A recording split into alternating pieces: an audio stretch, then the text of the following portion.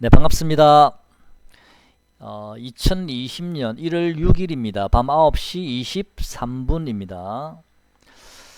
자, 오늘 월요일부터 시장이 좀 많이 하락을 하고 있습니다.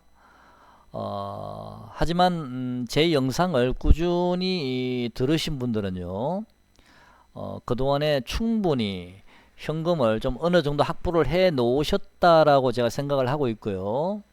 또 실제로 많은 분들이 현금을 상당히 가지고 계신 분들도 계셨고요. 또는 전량 현금을 가지고 계신 분도 계셨고, 또 오늘 빅텍을 매도하시면서 또 거기서 현금을 마지막까지 오늘 또 확보를 해놨기 때문에 이 현금을 여러분 함부로 쓰지 마시고요.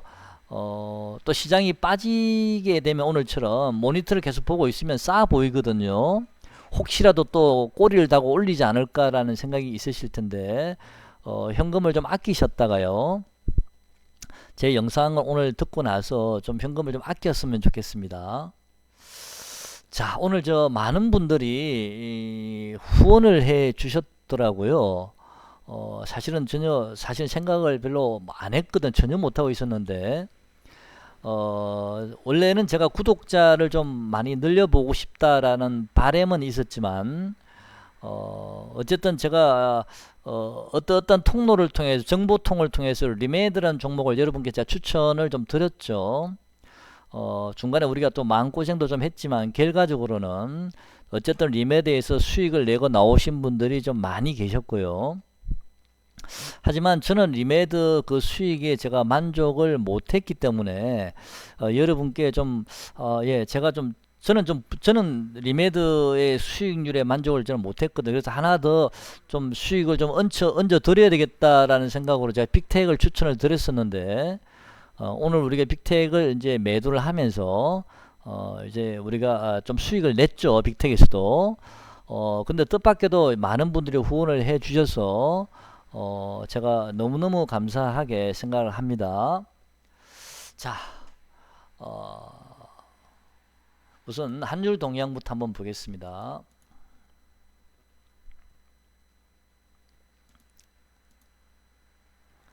자, 위에 있는 차트가 환율 차트죠. 아래 있는 차트가 이제 코스피 차트인데요. 제가 지금 주봉을 일봉부터 한번 보겠습니다. 지금 일봉을 보시면 환율이 굉장히 가파른 속도로요, 지금 상승을 하고 있습니다. 이게 지금 문제는 뭐냐면 이게 이제 1파 상승이 진행 중이라는 거거든요.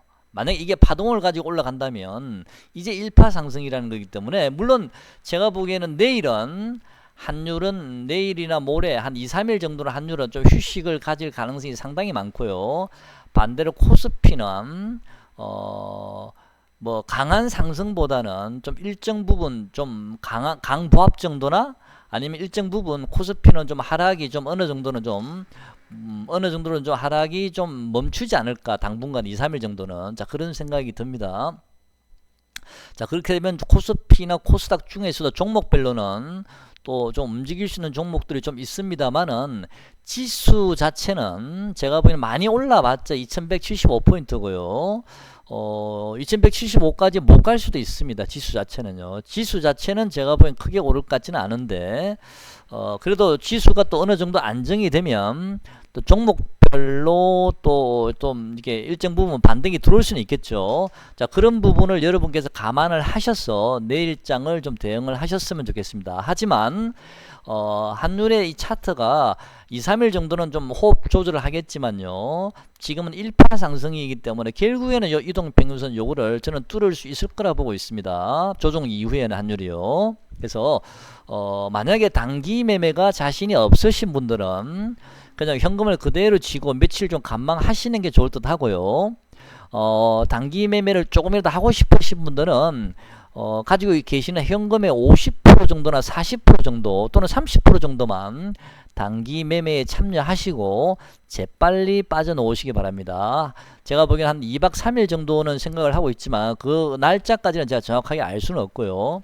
어쨌든 환율 차트는 조금 휴식을 취했다가 다시 한번 재상승할 걸로 생각을 하고요. 코스피도 추가 하락이 좀 반등 일부 좀 강보합이나 좀 안정이 되지만 결국에는 한 번 더 추가 하락이 나올 수 있다라고 저는 보고 있습니다. 한 번이 될지 두 번이 될지는 지금 확인해 봐야 될 테고요. 만약에 한 번 더 추가 하락이 나온다면 대략 한 2125포인트 정도에서 2135포인트 정도, 요 정도가 2차 지지선이라고 생각을 하고는 있고요. 만약에 다시 한번 또 추가 하락이 더 나온다면 반등 이후에, 그때는 제가 여러분께 수시로 누차 말씀드린 2100포인트까지도 하락을 열어 두셔야 된다고 제가 말씀을 드린 적이 있습니다. 기억나시죠? 만약에 2100포인트를 깬다면 그때는 좀 얘기가 달라집니다. 완전히 얘기가 달라지는 거고요. 어쨌든 2100포인트까지 만약에 내려온다면, 만약에요, 그때는 제가 여러분께 보유하고 계신 현금의 한 50% 내지 60% 정도는 제가 한번 매수해 보시라고 말씀드릴 것 같고요. 한 40% 정도는 돌아서는 걸 확인하자마자 바로 매수하시라고 말씀을 드릴 것 같습니다. 어쨌든 확인하고 매수하시는 게 맞을 듯 합니다. 내일이나 모레 정도는 시장이 조금 안정을 찾을 수 있을 것 같습니다. 종목별로는요. 자, 일봉 봤고요. 주봉보다 일봉을 보는 게 맞는 것 같습니다. 다음 종목이 문제인데, 이제 종목도요 오늘 뭐 많이 빠졌습니다. 근데 반도체 장비나 DB하이텍 같은 반도체 관련주들이 요 틈새를 이용해서 올라갔더라고요. 요 틈새를 외국인이 또 강력하게 들어오긴 했는데요. 요 틈새를 이용해서 DB하이텍이 29,000원, 500원, 3만원까지 가나요? 근데 저는 지금 자리에서는 좀 아마 DB하이텍은 제 생각에는요, 이런 박스권의 행보를 당분간 하지 않을까, 오르락내리락 하지 않을까라는 생각이 들고, 어느 정도 21선에 올 때까지는 좀 기다리지 않을까, 행보하면서. 좀 그런 생각은 가지고 있습니다. 지금 따라 들어가실 필요는 없으실 것 같고요. 원익 IPS도 제가 여러분께 지난번에 말씀드렸습니다. 3만원에서 31,000원까지는 좀 하락이 와야 되지 않을까라고 조심스럽게 예상을 하고는 있습니다만은요, 제가 메모장을 하나 써놨는데요. 자, 제가 찬율 차트와 그 다음에 코스피 지수나 코스닥 지수 차트, 그 다음에 보조 지표들, 코스피나 코스닥 보조 지표들, 그 다음에 종목별로 제가 전체적으로 제가 종합적으로 판단한다고 말씀드렸죠. 자, 종목을 보면요, 제가 좀 아리까리한 부분이 사실은 있습니다. 뭐 모든 종목들이 뭐 100% 제가 세력이 아니고 제가 신이 아니기 때문에 100%제 입맛대로 다 맞아 떨어지는 건 아니고요. 한 뭐 100% 중에 한 7, 80% 정도만 맞아 떨어져도 어느 정도 좀 바닥점이 나오지 않을까라는 생각을 하고 있는데요. 제가 지난번에 KMW를 제가 2, 3일 전에 여러분께 KMW가 그때 57,200원인가 300원까지 종가가 급등이 나왔을 때 제가 이 종목은 보유하고 있는데, 내일 만약에 반등을 주면 미국장이 올랐기 때문에 제가 재빨리 58,000원을 목표가로 잡았기 때문에 매도해버리겠습니다 라고 말씀을 드렸죠. 그리고 매도하고 난 다음에 저는 이 종목은 아마 53,000원 정도에서 한 53,500원, 뭐 53,500원 정도, 요 정도까지는 내려오지 않을까. 그 정도 오면 한번 매수, 관심 있으신 분은 매수 한번 고려해 보시라고 말씀드린 적이 있는데요.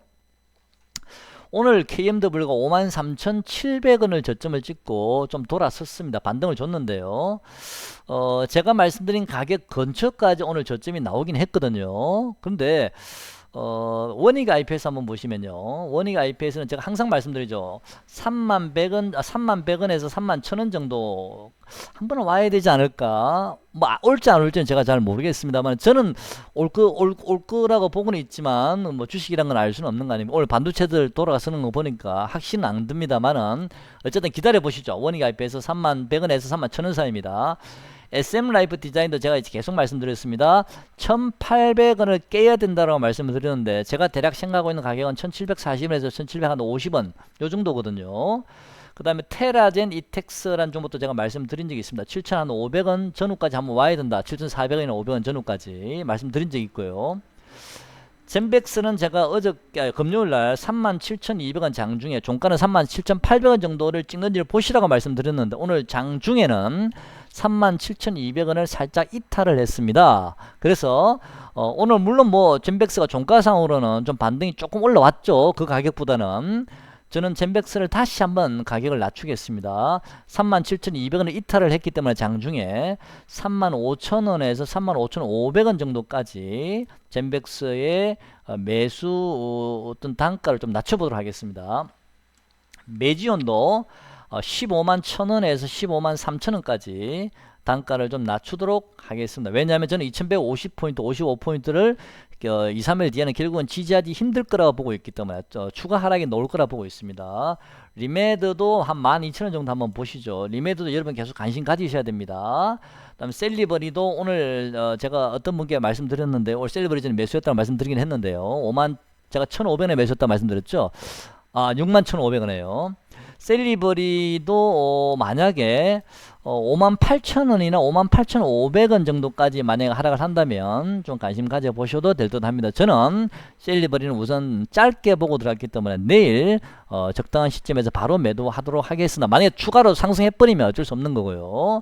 셀리버리는 좀 더 차트를 보고 말씀드리겠습니다. 요 종목들의 요 가격들을 한번 유심히 좀 여러분 메모를 해 놓으셨다가요. 지금 KMW 같은 경우에는 얼마 남지 않았거든요. 오늘 54,000 얼마가 종가가 끝난 것 같은데 이 가격하고 차이가 많이 안 나기 때문에 어찌 될지는 제가 잘 모르겠습니다만은 어쨌든 요 가격들이 환율이 파동을 그리면서 어느 정도 좀 고점이 좀 다다를 때 또는 코스피 지수가 어느 정도 바닥점이 좀 보일 때 신호들이 보일 때 또는 제가 말씀드린 이런 종목들의 가격들이 환율과 코스피가 우리가 이제 매수할 시점이 임박했는데 코스피를 그때 이 종목들의 가격을 보시면서 한번 체크를 해 보십시오. 비슷한 가격이 왔는지를요. 요 중에서 분명히 틀린 애들도 있을 거고요. 뭐 꼭 요 가격만큼 가는 건 아니지만 제가 세력이 아니기 때문에 100원짜리 하나까지 맞출 수는 없는 거 아닙니까? 대략 비슷하기만 하면 되니까요. 일단 한번 여러분 확인 한번 해보시죠. 메모해 놓으셨다가요. 그 다음에 대신 환율이나 코스피가 어느 정도 좀 환율이 고점이 나오고 코스피가 어느 정도 바닥점에 나올 때 이거를 보셔야 됩니다. 그 애들이 먼저 우선이고 그 다음에 두 번째가 이 애들입니다. 그까지 감안해 주시고요. 자, 메모해 놓으셨죠? 자,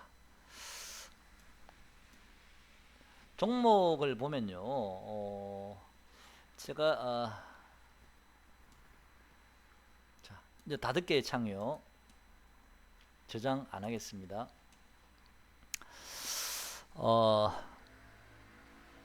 삼성전자가 오늘 의외로 별로 안 빠졌습니다. 삼성전자도 아까 DB하이텍 제가 말씀드린 대로 결국은 삼성전자도 이 박스권의 행보 DB하이텍처럼 이렇게 행보할 가능성도 없잖아 있습니다만은 그래도 저는 삼성전자는 한 54,000원이나 53,500원 정도까지는 올 수도 있기 때문에 우리가 좀 더 기다려 봐야 됩니다. 지수를요. 오늘 반도체 장비주들이 좀 갑자기 반등이 좀 들어왔죠. 조금 이 애들이요. 자, 나머지는 젠백스도 왜 지금 투자 동향 보시면 외국인은 강력하게 들어왔습니다. 그죠? 젠백스는요. 하지만 오늘 제가 생각한 가격을 이탈했기 때문에 장중에 저는 좀 기다려 보겠습니다. 매수하신 분들은 오늘 제가 말씀드린 가격 위에 있지 않습니까? 어쨌든 좀 적절하게 알아서 잘 판단하셔서 매도하셨으면 좋겠습니다. 수익 내고요. 자, 나이백이란 종목도 좀 관심 가져보시죠. 이것도 바이오 종목인데요. 나이백 종목, 이 종목도 보면 기간 수급도 있고 조금 지금 당장 사실한 건 아닙니다. 시장이 바닥에 나올 때 좀 관심 가져보시고요. 리메드 계속 관심 가져보셔야 됩니다. 자, 그 다음에 SM라이프 디자인도 만약에 1750원 정도 오면 관심 가져볼만 하겠죠. 흥구석유나 한국석유는 미국 이란 분쟁 때문에 지금 급등이 들어왔습니다만 흥구석유 차트 보시면 부럽죠. 자, 이 종목 보시면 이제는 마지막 5파를 향해서 가고 있지 않나라는 생각이 들거든요. 이런 종목들은요. 여기 보시면 여기 1파 하나 나왔고요.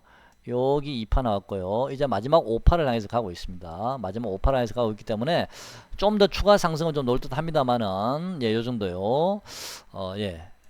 근데 우리는 이미 늦었기 때문에 진입하지 마시죠. 이런 거는요. 이건 너무 투기 같아서 이런 걸 하지 마셨으면 좋겠습니다. 두산 솔루스도 제가 지난번에 여러분께 한번 말씀드린 적 있죠. 몇 번.